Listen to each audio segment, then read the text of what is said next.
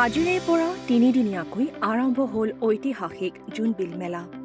পুৱা 4 ভাই দেওশাল শিৱ মন্দিৰত মাংগলিক পৰ্বৰে আৰম্ভ হয় জোনবিল মেলা।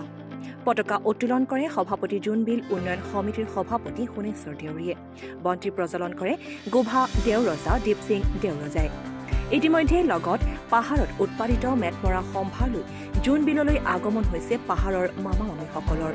উল্লেখ্য যে শুকুৰবাৰে পুৱাই বিশ্বত বিৰল বিনিময় প্ৰথাৰে ভৈয়ামৰ পিঠা জলপান বিনিময় কৰিব পাহাৰৰ মামা মামীসকলে।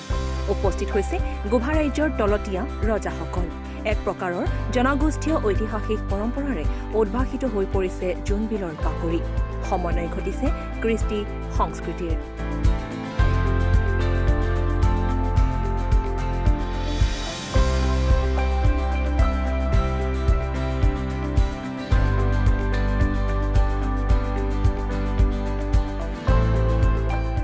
প্ৰথমতে মই সকলো ৰাইজলৈ নতুন বছৰৰ শুভেচ্ছা জনাইছোঁ, লগতে ভোগালী বিহুৰ শুভেচ্ছা জনালোঁ।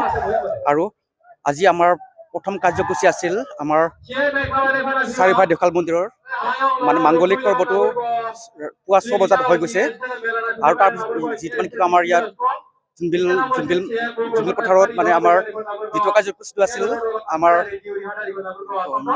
নৌ 12 টুঙি নৌ আৰু এইফালে আমাৰ ৱাগাদাৰ টুগেদাৰ এইকেইটা উন্মোচন কৰা হ'ল। আৰু আমাৰ যিটো পতাকা উত্তোলনটো বৰ্তমান হৈ গৈছে এতিয়ালৈ। অহাকাললৈ আমাৰ যিটো বাটাৰ ছিষ্টেম, তাত পাহাৰৰ পৰা যিখিনি বস্তু পাহাৰত সামগ্ৰীখিনি তাত উৎপাদন হয়। আৰু আমাৰ ইয়াত ভৈয়ামৰ লগত বিনিময় হ'ব। পাহাৰৰ পৰা আনা কচু, হালধি, আদা, জলকীয়া আৰু ইফালে ধূনা, সেয়াৰ লগত আমাৰ যিটো থলত যে বনোৱা পিঠা জলপান সান্দহ সেই লগত এক্সচেঞ্জ কৰিব আৰু।